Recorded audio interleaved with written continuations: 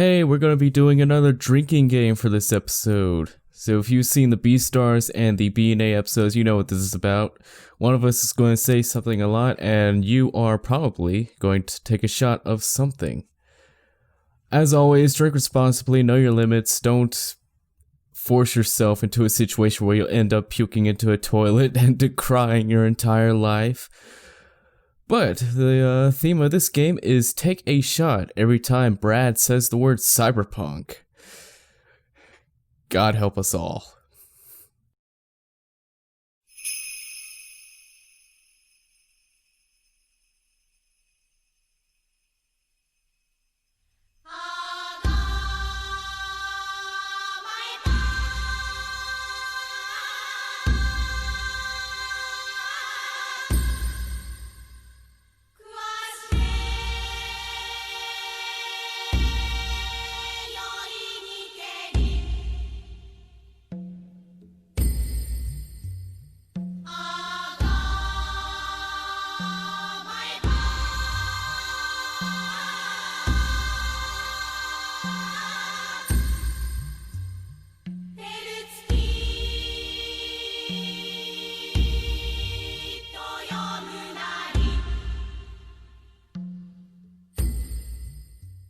Hi everyone, welcome back to the Otaku Melancholy podcast. The podcast that just keeps going, even if it doesn't want to. I'm your host Brad, and I would be the kind of cyborg who would go diving without a float pack. Now, if you're one of our astute listeners, a veteran of the Otaku Melancholy podcast, I know you're out there, you might have noticed that there's a distinct lack of Matt in this intro, so you might be wondering, what's going on? Is this part of a new bit? And reason for that is Matt is not with us for this episode. And that's due to... Now, wait, hold on, don't leave yet. Now, wait, hear me out. I know Matt's not here, but I'm still here. I'm still the Otaku Melancholy podcast. Now, just give me a chance. Now, Matt's not with us because he's recovering from some health complications. He got into it over on our Discord, which you should join, by the way. But until since he's not here to clarify, I'm just going to keep it vague. He's recovering right now, and while he said himself he's good to record, I'm forcing him back on bed rest, just to make because he's probably one of those people who puts his work up before his own health or well-being. So, you know, he's trying to be a Sakurai over here. So we all wish him well. If you can get in contact with him, wish him well, wish him a good recovery. And in the meantime, it's going to be me this week because this podcast was made by Matt. It was one of his New Year's resolutions. It's a thing he's been wanting to do for years now. And, you know, I believe we've been doing it for every week since we started back in early January. Craig, is that right? We've done an episode every week now, haven't we? No, of course not, you idiot. Awesome. So, in the spirit of that, and keep the streak alive, I'm going to do a little episode solo, just me, talking about one of my favorite anime of all time, one of my prestigious 10 out of 10s, Ghost in the Shell. The 1995 classic from Production IG, who at that time worked on the Pat Labor movies and Jinro the Wolf Brigade, and currently are known for Attack on Titan, Psycho-Pass, and right now Great Pretender, which is out for this season. Go check it out, because I certainly will be. Ghost in the Shell is a classic in that it is one of the pioneers, alongside Akira, of bringing anime to the West. It was partly responsible for the creation of Manga Entertainment, who, while they haven't done anything too big recently, back in the day of the 2000s, or the late 90s, 2000s, and early 2010s, brought in pretty much every anime from Japan over into the UK, Australia, and North America. And while, of course, that's a bit of an exaggeration, I'm not our crack research team, so that's just what Wikipedia tells me. Ghost in the Shell is also one of the cornerstones of the cyberpunk genre. And it is credited as inspiration for The Matrix, Steven Spielberg's AI artificial intelligence, and was credited by James Cameron as inspiration for his movie Avatar, particularly the bit of where one being can link consciousness with another. For those of you who are unfamiliar with Ghost in the Shell, it is based on a 1989 manga by Masamune Shirow.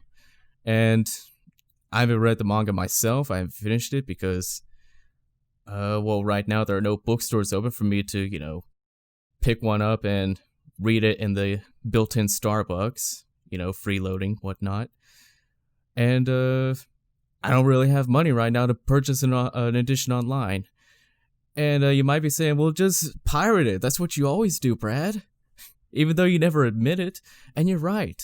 That is what I would do. But I remember the last few times I would try to read it, it is so wordy, like from what I would expect. And I'm like, oh shit, I forgot I can't read. And I just put it back on the shelf.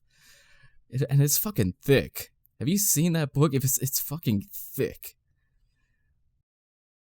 But what I do remember of the manga is that it has a far different tone from the anime. It's more of a comical style, while still tackling a lot of the topics associated with cyberpunk. Whereas the 1995 film is far more different in its tone in that it explores these topics with a lot more seriousness and actually looks into the effect and the consequences of particularly the speed and development of technology when social constructs and government laws fail to keep up. As far as the particular story that Ghost in the Shell portrays, it takes place in the far future of 2029, which was pretty far off back in 1995, and it's, sort of far off right now. Oh god, it's 2020. And as the synopsis on AnyList says, the barriers of our world have been broken down by the net and by cybernetics, but this brings new vulnerability to humans in the form of brain hacking.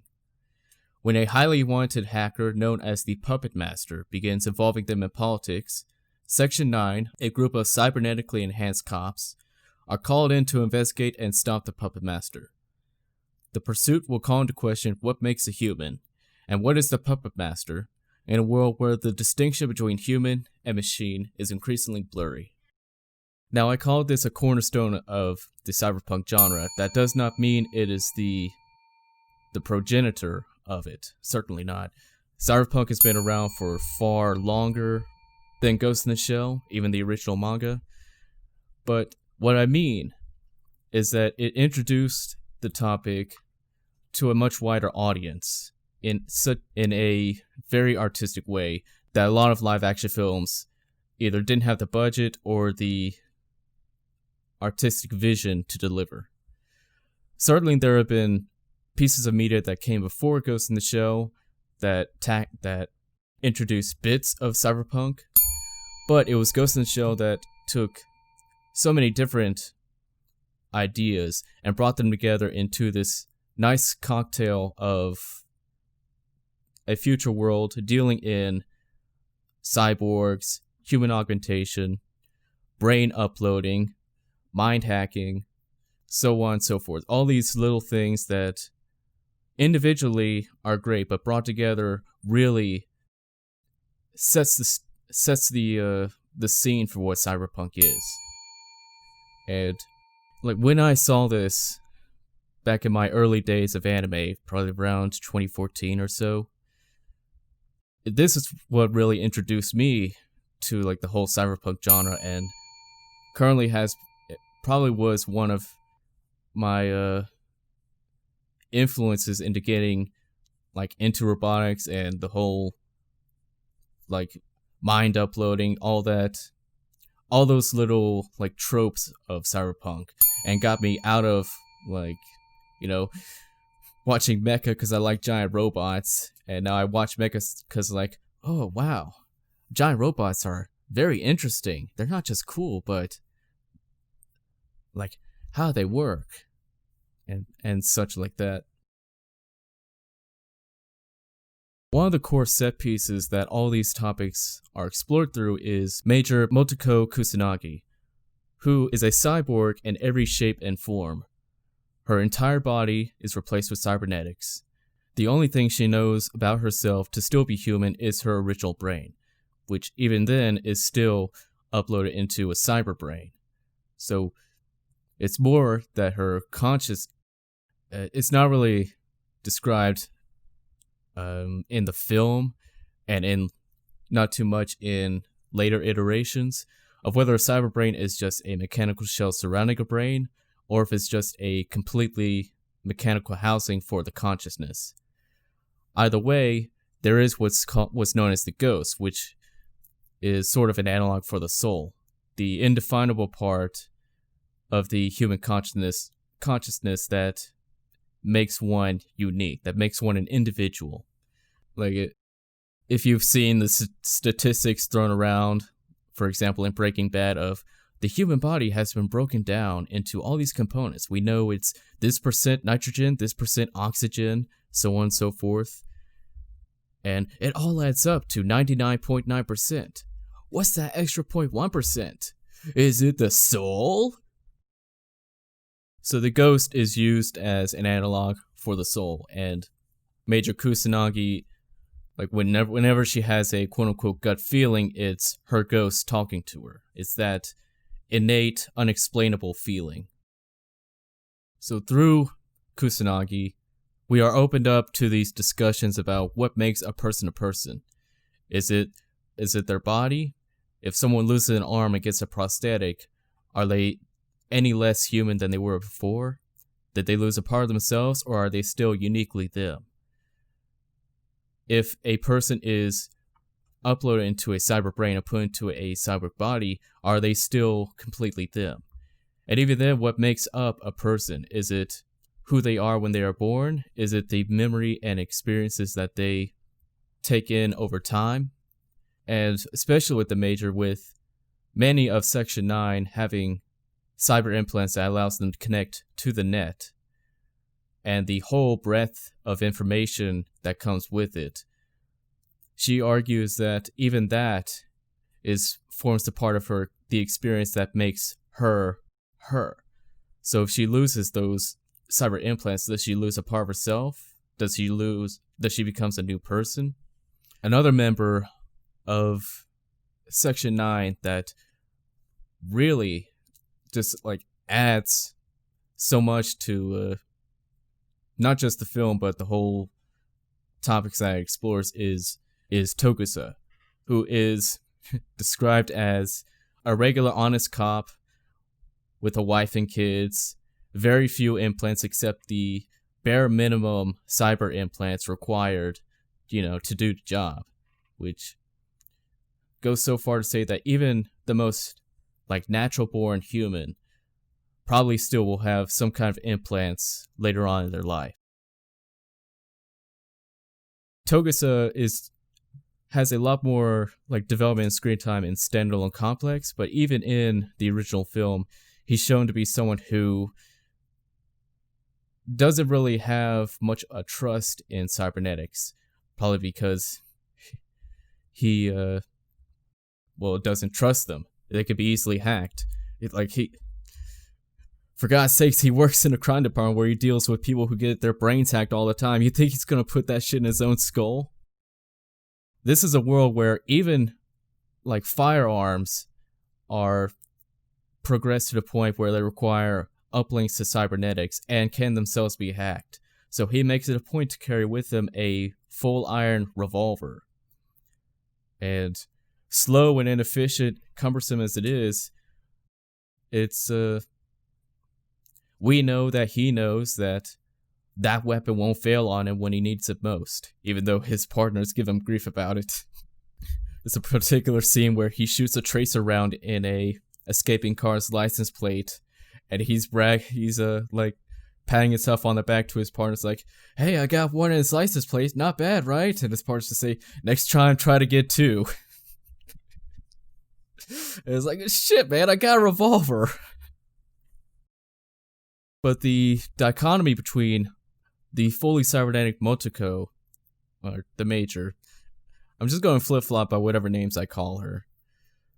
The dichotomy between her and the nearly fully natural Togusa is a wonderful dynamic, and it's brought up even by the Major herself, saying that the reason we brought you on is to bring in some new ideas to Section 9. A department or any institution that has too many like-minded members is doomed to fail. And I didn't realize this until viewing this a short while ago before recording, that this is very much foreshadowing the resolution at the end of the movie, which I'll get into perhaps in the spoiler cast. But one of the highlights of Ghost in the Shell as a franchise, the original film, the sequel film, which was based on a chapter from the original manga, Standalone Complex, Arise, Standalone Complex 2045, they all explore the absolute chaos that comes around when technology outpaces what laws the government can pass to keep it regulated, and even what our social norms can keep up with. And it's shown in worrying detail in the film, kind of on a Black Mirror level, but, not as edgy.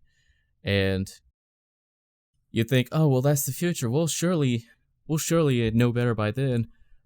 But it's something that happens even in our current day, where technology and social media has outgrown what our social norms are used to. Even just 15, 20 years ago, when email was still just a thing, and it's like, wow, I can send messages to my work partner over in Peru. Or, even in those days, you had to, if you wanted to call your, friend just a town over, you had to call the home phone, and the mother would pick up. It's like, hello? It's like, yeah, can I talk to Timmy? Timmy's doing homework right now. No. But now you could just, you have oodles of apps you can choose to, instant message someone. And even then, you have all these different companies, all these different reports coming out of companies spying on you, selling your data. And even without that, we live in a society. We as a society are still not used to the fact of acknowledging that everything we post online is there forever. Even if we delete it, it's still on a server farm somewhere. And it's introducing all these problems that we're still trying to solve, with misinformation spreading due to malicious intent or just absolute blissful ignorance, and then echo chambers, as the Major says, not reintroducing new ideas, so it's going to be doomed to failure. And it seems like this is a recent occurrence, but we are still facing the consequences of trying to get used to something world-changing as the Industrial Revolution, which, even though it happened only 100 or so years ago, we're still feeling the effects of it. In the scope of human civilization, that's still pretty recent. And, there's still several countries out there that are currently industrializing. And while the most developed nations, United States, United Kingdom, France, Germany, Japan, so on and so forth, are just getting over the problems of overpopulation and over-industrialization of the environment. There are other countries that are still developing that are still going through these problems themselves. And you have to think about that. Before industrialization, life expectancy wasn't that great. So there were families had a lot of kids just to increase their chances for their offspring to, survive into adulthood. And when industrialization happened, medicine became easier to produce and distribute. And that made it so a lot more children didn't have the risk of dying early from polio. And even though that's the case, it's still the mindset of, oh, well, I gotta have a lot of kids. But they're all living. They're all still alive, and the infrastructure to support them still needs to, compensate for that. So going to something like in Ghost in the Shell of uploading your mind to, a cyber brain, which is susceptible to being hacked. I mean, for God's sakes, we have electric computerized cars that are getting hacked, every now and then. I think, I haven't seen stories about it lately, but I think hackers just got bored or something. But imagine if a hacker just hacked your car and just drive it remotely. Now imagine that happening not just for your brain, but your augmentations. I mean, one of the really cool set pieces in Ghost in the Shell is thermoptic camo, which allows it's like a coat that you just wear over and it makes you invisible. And you think, oh, it's using some kind of camouflage. No, it's sending out a signal to everyone's cyber brains and their eyes around them and making it to where they don't perceive you. It goes even further to where the puppet master has, on 2 occasions in the same scene, has hacked someone's mind and implanted false memories within them so that they could carry out instructions to where they're doing one thing. For example, there is a garbage truck driver who is stopping at phone calls, believing that he is cyber hacking his wife to see if she's cheating on him. But in reality, he's planting in codes to hack a government facility, and he has no idea. He's taken it by the cops as an accomplice and is shown evidence that all these memories are false. And the most tragic part is that there really is no procedure to remove these false memories. They say that there have been 2 tests, but they're not really recommended. So he has to live with these false memories forever, knowing that they're false, but feeling that they're real. Just imagine that. Your entire life that you believe to be real could be fabricated. And that goes back into the Major's argument that, and this has been explored in several science fiction pieces. The one I know offhand is a couple episodes of Star Trek, Next Generation. But if you live an entire life that is false, but you believe it to be real, does that make those memories false? And if you change as a person over this false lifetime, and you come out as a different person than you were before you went in, are you a different person or are you the same person just with new experiences? You go in as person A, but come out as person B. Is anyone a more real version than the other? Another argument, or not really argument, another conversation that the Major brings up is that her entire body is a cyborg body. And not just any cyborg body, but it's a standard production model made by the company that produces, one of the biggest producers. And there is a segment where she's strolling through downtown and she's looking up at a window and looking into a restaurant, and she sees another person with the same production model body. And she goes on later and sees that same production model body being used as a mannequin for a department store. And she talks about what is it that defines a individual as an individual? Is it their memories? Is it their face? a face is a pretty good like indicator, because who's gonna have like a face like yours except for your identical twin? And like even then, identical twins some have like some differences that come around later on, depending. But to see a person that has the exact same face, like doppelganger is putting it lightly. This is a full copy. So the only thing she has to fall back on is believing that she is her brain within her head. But at that point, she knows that her entire body is cybernetic. And if the only organic part of her is the brain, which she cannot see, how could she know for sure that is actually organic and she's not some android that has memories programmed to make her believe that she has an organic brain?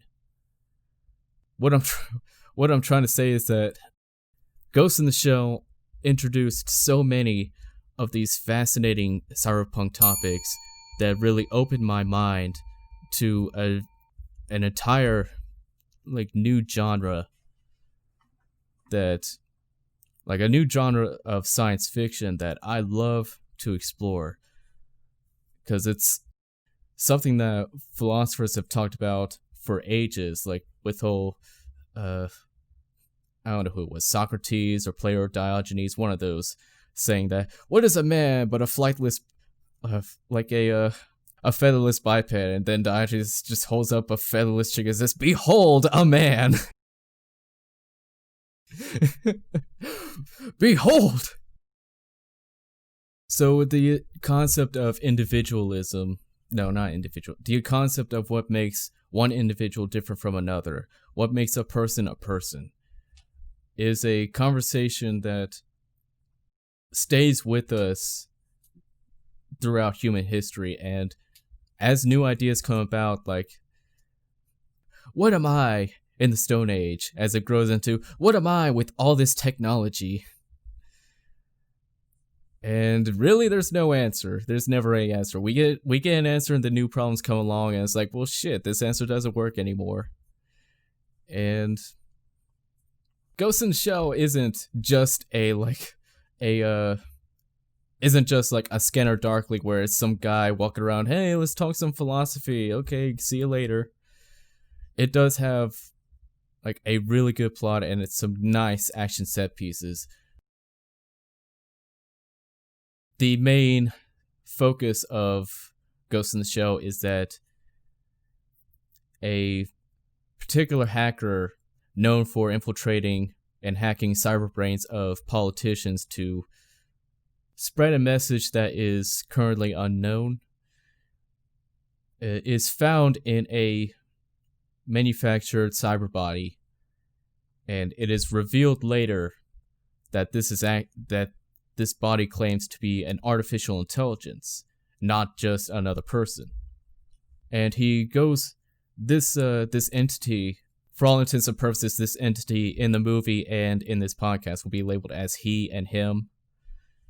So this entity, he goes on to describe that he was a program that, through exploring the network, achieved self-awareness. He achieved sentience in the sea of knowledge, similar to the development of humans from bacterium to what they are now. So he describes himself as a life form and demands the same rights as a human being would. And when argued about it, saying that he's just programmed to believe that he's a life form, he presents a counter argument. Well, same can be said of humans. Your DNA is your programming. What makes you any different? And it is revealed that there is actually a internal government conspiracy between the Foreign Affairs Ministry and Section 9, with there being some kind of cover-up, and, you know, They're doing the things that governments do, making weapons that they're supposed to be a treaty for and whatnot. Those pesky governments. So not only do we have the dichotomy between natural-born Togusa and fully cybernetic Motoko, we now have this new player of the fully synthetic life form of the Puppet Master. So it's throwing in this entirely new, wrench into the equation. But beyond, the very heady, cyberpunk topics, I think I started to get into this, but I dropped off. It does still have some awesome action pieces, like with the thermoptic camo I mentioned. This movie really, takes some cybernetic ideas and, works it into police work and, combat with the, it's mostly centered around the thermoptic camo, which is a really nice idea on its own, and I'm glad that they ran with it for as much as they did. Just being able to hack into someone's mind and their eyes and say, hey, I'm invisible now, you can't see me. Anyways, that's enough of the heady philosophical arguments that you obviously come to the Otaku Melancholy podcast for. Now let's talk about the actual film and the, what makes an anime. The character designs are wonderful. You have Bato, who is just this hulking tall, guy with cybernetic eyes that is really an iconic look for, the Ghost in the Shell franchise in general. He's always there. I'd really expect him to ever not be there, same as Major and Togusa. And you have Togusa himself, who basically has a mullet. And he's he is like the classic 80s style beat cop you would see on old TV shows and whatnot. And he has that well-known love for his revolver. You have the Major herself, who they really play well with the fact that she has a cybernetic body, because her facial expressions tend to be incredibly robotic, but also hauntingly beautiful with the way they animate her eyes. They're the kind where they kind of stare into you, and just the design of them are really nice. It's really all I can say about it.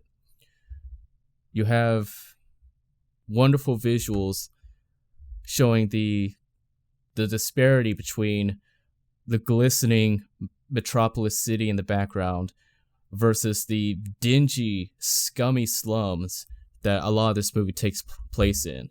And, slums are going to be slums, just naturally as they are, because once something gets, I'm not a city planner or a sociologist or whatever, so I'm not going to guess what makes a slum. But when you think about it, it is kind of really sad to know that the state of the world that a lot of people a lot of the kids grow up into, and there is a scene where a lot of kids are running around through the town and with umbrellas, and it's this disgusting, dingy, overcrowded, advertisements in your face kind of slum. And it brings to mind the kind of the opening scene from Ready Player One, just from a visual aspect, not purely from anything else, because Ready Player One was a bit disappointing, but it's these stacks and stacks of RVs and mobile homes, scaffolding holding them up, and it's just this shithole place to live in. So for them, they use virtual reality as an escape to get to a cleaner, fresher, healthier, mentally healthier world. Whereas in Ghost in the Shell, you can kind of get the feeling that it's a cascading effect where their home is shit, so they use virtual reality or augmentations as an escape. And then, it's better there, so they spend most of their time there. Their real life environment gets even shittier, so they spend more time in the virtual environment. And it's just this constant disparity, which classism isn't something that gets discussed in Ghost of the Shell, I don't think.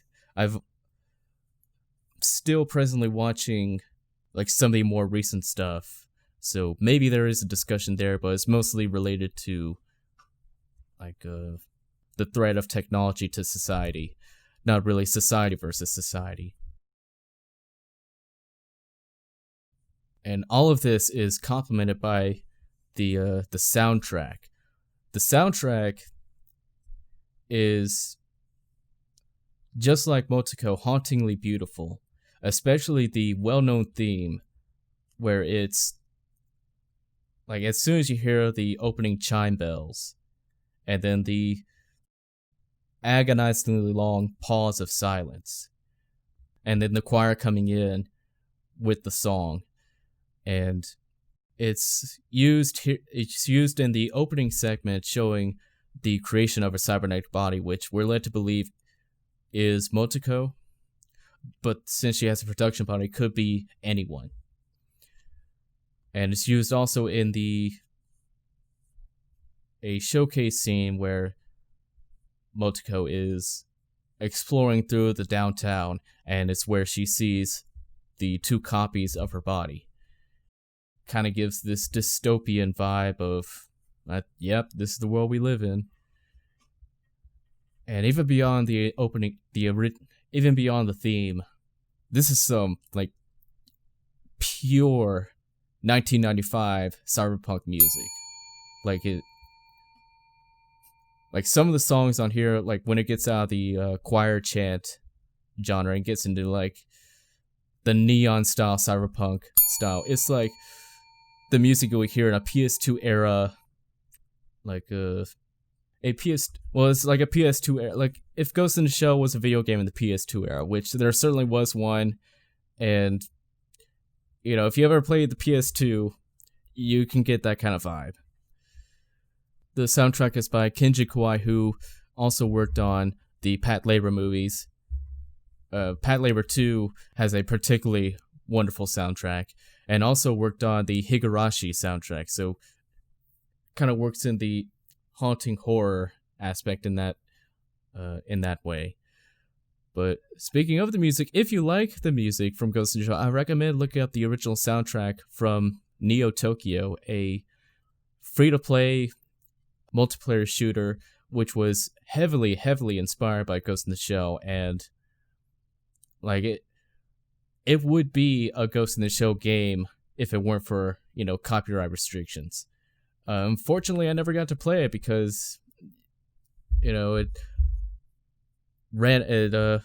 fell out of like popularity as soon as I found out about it. But composed by Ed Harrison, just give credit to the author, and I hope he's doing well. I hope he's like still doing some music work.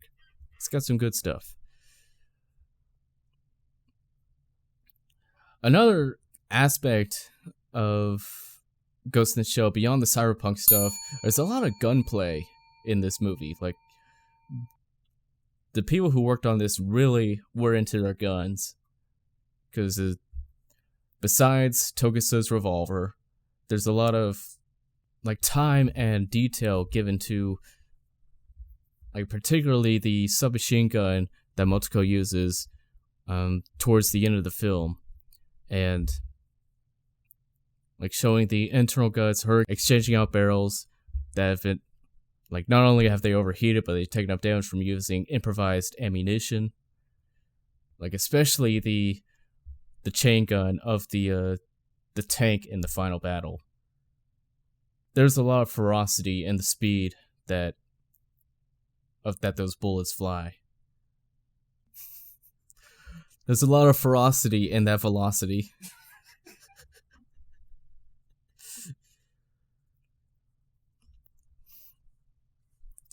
I guess at this point I'll go ahead and get into spoilers so I can talk about the themes that are introduced in like the very end of the film. So even though it's 1995 and a lot of like scrub lords on the air will tell you that, oh, it's 1995, you haven't seen it now, and there's no the restrictions on spoilers. I don't care about that. There are people growing up who've never heard of it until until this podcast. So, it's not their fault for not being able to see it. So, spoiler warning coming up. If you don't want to have your ending of Ghost in the Shell spoiled for you, go ahead and skip to 47 minutes, 57 seconds. And then I'll talk some more shit about philosophy and whatever bullshit. So why the nickname? The nickname Puppet Master comes from the ghost hacking. Well, if he's so skilled, how come he's using an outdated HA3 virus? Think about it a minute. You have to figure he's either covering his tracks or decoying us. Even though a more current technique would be harder to trace, it might also arouse suspicion about Colonel Malice's role in this affair. Are you saying that's the reason he's using an old method? Just so no one would suspect Malice? Or maybe this is all an elaborate ruse to make us think in that direction. There's always a chance that Malice is a pawn in this setup. Now you're stretching it. It's not like you have any hard evidence. Nope, no evidence. Just a whisper. I hear it in my ghost. Which reminds me, are you still using that revolver? You should stop worrying about the automatics jamming up. I like my Matever. Well, effective stopping power is more important than your preference in guns. Since it's my ass on the line out there, use the Zastaber. Yes, Major. There's something I've wanted to ask ever since I started. Why did you transfer a guy like me from the police force? Because we need a guy like you. Huh? Number 1, you're an honest cop. Number 2, you've never stepped out of line. 3, you're a family man. And except for the slight brain augmentation, your body's almost completely human. If we all reacted the same way, we'd be predictable, and there's always more than one way to view a situation. What's true for the group is also true for the individual. It's simple. Over-specialize and you breed in weakness. It's slow death. So the core reveal of Ghost in the Shell is that the Puppet Master is not a person, but an artificial intelligence. I went over this earlier, but he reveals even further that he was created by Section 6, which is a different division of the Japanese government, to where, Section 6 and Section 9 are supposed to be cooperating, but just like all conniving government divisions, they're trying to kill each other, as they do. The Puppet Master reveals that he was created by Section 6 as a type of cyber weapon, but throughout use, this cyber weapon achieve self-awareness, and so sought to escape Section 6 to be able to propagate himself as a life form. He takes a particular interest in Motoko because she is in a similar situation as he is, in that the Major, is fully cybernetic and questions the realness of her own humanity. So the Puppet Master orchestrates this scheme in order to get him and the Major close, and the Major herself has a particular interest because this cybernetic body, if this program is able to achieve sentience, then what does that mean for humanity as a whole? Because the ghost, the soul, is said to be the one defining trait of a human being. If something else can develop a soul, then where does that put us in comparison? So she wants to dive into his mind, which is, something they can do, before Section 6 and Section 9 go in to retrieve and eventually dispose of it. At the final fight, she goes in to fight a really cool spider tank, which honestly, it seems like it comes out of left field. Everything was, grounded enough, and then suddenly there's a tank battle. I'm sure there's a very well explanation, but it seems like it's there for spectacle, to say, like, oh shit, it's the final chapter, we need a big boss battle to, like, like be a final firework explosion. And it's not really, I'm not hating on it. I really do enjoy it. Like, I still, every once in a while, will look up the final fight scene again just to watch it again, especially how it resolves. But still, it just seems kind of odd that suddenly there's this tank. But once the tank is defeated, as it does, we are revealed the true intentions of the Puppet Master. He is a self-described life form, but being a digital life form, he has run into the problem that he cannot reproduce or self-propagate. Sure, he can make copies of himself, but a copy is a copy. If there's a virus that can take him out, it can easily wipe out all of his copies, and then that's the end of him as a species. So he is asking for Motoko to merge with him. She is a cybernetic human.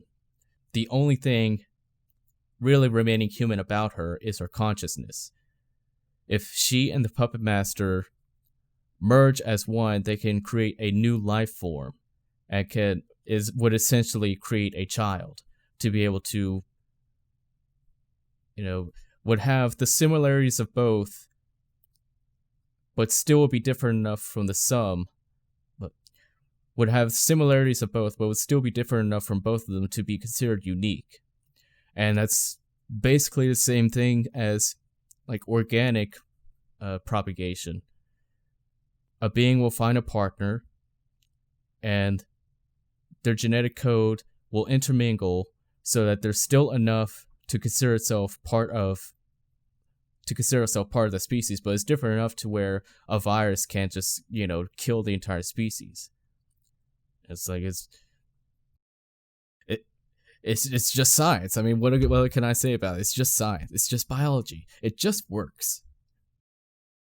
So through the movie doesn't really stop giving you like futuristic cyberpunk ideas.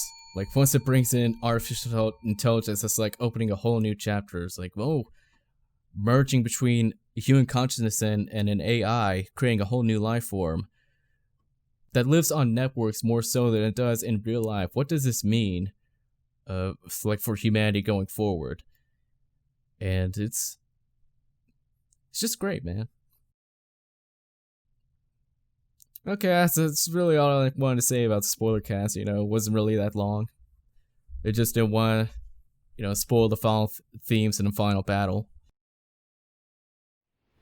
Hey, so tell me, what's it like to swim in the sea? What do you mean? I thought you'd already been through all of the underwater training courses. I'm asking about the ocean, not those damn pools. I feel fear, cold, alone.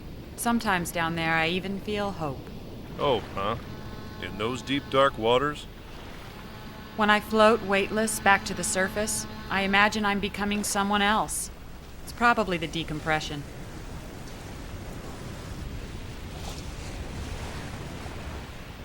You want to get out of Section 9, is that it? Bateau, how much of your body is original? Hey, are you drunk or something? Easily remedied. Thanks to chemical implants in our bodies, we can break down the alcohol in seconds. No stupor, no hangover. We can just toss them back while waiting for orders. If man realizes technology is within reach, he achieves it, like it's damn near instinctive. Look at us, for example. We're state-of-the-art. Controlled metabolisms, computer-enhanced brains, cybernetic bodies. Not long ago, this was science fiction. So what if we can't survive without regular high-level maintenance? Who are we to complain? I suppose an occasional tune-up is a small price to pay for all this. I'm afraid we've both signed our bodies and ghosts away to Section 9. True. If we ever quit or retire, we'd have to give back our augmented brains and cyborg bodies. There wouldn't be much left after that. Anyways, welcome back to the spoiler cast. You didn't really miss much, just talked about themes and whatnot. That's all we do here. We talk about themes, or pretend to talk about themes. I think I've waxed all I can wax about cyberpunk and shit. Now let's talk about the nitty-gritty stuff.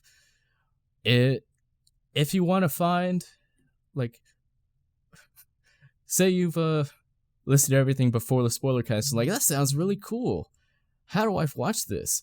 Well, that's kind of sort of a problem because the original 1995 Ghost in the Shell is available on DVD and Blu-ray. There's a 25th anniversary Blu-ray and as well as a 4K Blu-ray. Both are different editions but still work the same. However, in 2008, there was a re-release of Ghost in the Shell called Ghost in the Shell 2.0, and it's sort of a remaster. It is entirely the same film, but there have been several scenes that have been redone in CGI, and a lot of the sound effects, particularly the gun sounds, have been redone to sound more quote-unquote realistic. And Mamoru Oshii, the director of the original and 2.0, has been quoted as saying that the film was redone with CG in order to show how far technology has come. And while I respect the sentiment, using CG in its early days is not the way you go about doing that. Like, it came out in 2008, and the CG is on the same level as the Final Fantasy VII movie Advent Children, as well as the Appleseed movie, both of which came out in 2005. So, 3 years difference didn't do much. To be honest, it looks like shit. Like, there's no... Like, the CG work does not add anything whatsoever. And that would be fine enough if it was... No, it's not fine enough. It's not fine. It doesn't add anything. At best, it keeps it neutral, but it doesn't. It takes away because, particularly the opening scene where the Major is infiltrating the bureau office to assassinate someone. And like, all the scenes where Motoko is involved are CG, but then it goes in, like, it cuts into a segment where it's showing the bureau chief or like the office guy getting assassinated, and it's in the regular 2D, and then it cuts back and it's CG again. It's just very jarring, and there's just way too much whiplash for it to be appreciative. And that would be even if the CG was good. And supposedly, the original 1995 version already had some CG work, and that can be seen in a lot of mechanical stuff, like the helicopters and tanks, and certain vehicles. And honestly, it was very subdued to where I couldn't tell myself. But the CG work done in 2.0 is just god-awful. There's no reason to watch it. And even the beautiful, like, opening sequence of the cyber body being made, which was done in 2D in the original and it's redone in CG in 2.0, it's made lesser because of it. And there have been changes to, like, lighting in certain scenes, like the small changes in the color palette to where it makes changing up the lighting. But unless you're watching a comparison video, you're not going to notice anything. So there's really no reason to watch Ghost in the Shell 2.0. And speaking on the gun sounds, it is said that they were added in to make them sound more realistic. Maybe they do, but they just sound kind of dull, muted, and boring. Like, they don't have the pop of the original. Like, the only one I would say, like, sounds good is the chain gun of the tank in the final battle. But it exchanged... Well, it's the chain gun in 2.0 still sounds powerful in the sounds of the gunshots of the chain gun. But that's matched with the power of the sheer velocity of the sheer speed of the chain gun from the original. So it's it's a trade-off. And if that's the best of the if that's the best of the reworks, then there's really no need to go for 2.0. So I do not whatsoever recommend 2.0. Go for the original 1995 DVD. Even the DVD I would recommend over 2.0. But there are Blu-rays available, 25th anniversary and 4K Blu-ray. They're different discs, but they work about the same. Always make sure that you do, like if you're purchasing a physical copy or just purchasing a copy, make sure it's the original and not 2.0. I cannot stress enough, do not get 2.0. As far as getting like a copy, you can find physical copies on Amazon. You can find on Right Stuff, where a lot of manga entertainment properties get distributed these days. As far as streaming goes, there's really not a lot of options except for Tubi TV, whatever the hell that is. Tubi TV is apparently a streaming site that has it. And, never mind. I clicked on a link and it says, sorry, this video is not currently available. So, rip that. No Tubi TV. Now, it is actually available on Tubi TV and Amazon Prime, but that is 2.0, and, again, not recommend. There is also like the 2017 Ghost in the Shell. It's there. It's live action, Hollywood. Don't watch it. I was going to give the closing thoughts and scores, but I already gave my score at the several times before. This is one of my 10 out of 10s.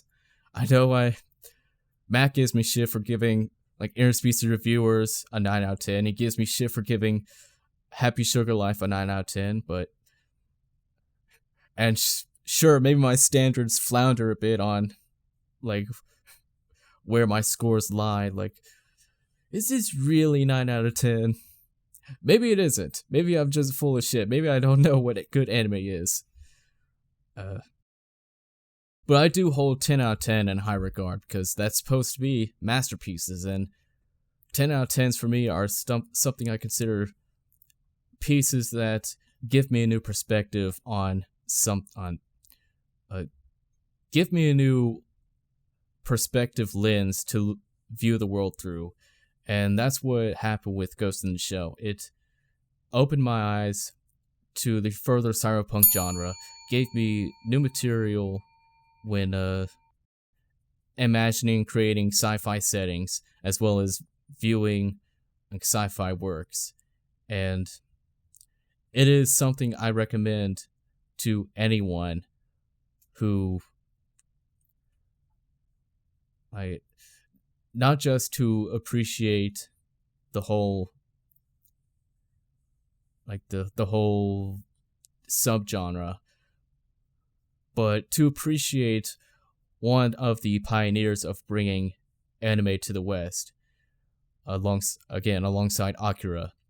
And if not for anything else, just to watch it for its historical value, I cannot recommend it enough. If there's anyone still here listening, I know Minaku has long left from the intro, because I know that person has been found out that Matt's illustrious voice isn't here, and it's like, oh, well, I'm out.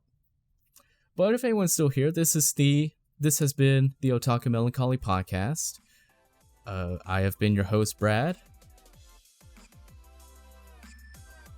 And this has been a, honestly, like I've been kind of like a stream of consciousness through this whole thing, but saying that made me feel, really, really lonely. It's very empty right in this office right now.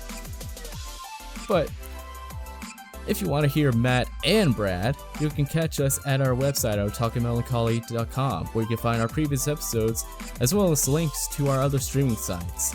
You can also find links to our social media, Facebook, Twitter, Instagram, and Discord. And speaking of our Discord, I want to give a shout out to our new member, Earthworm Anime Bro. Sorry we didn't get to include you in the last episode with your partner, JD Anime Bro, but you joined right at the last second. So here you are, you're in your own episode. So go ahead and check out their podcast too. Check out everyone's podcast. Everyone's podcast is great. But also check out ours, because ours is also really great. This is the part where I will put in an ending quote. Matt's not here, so we don't have one.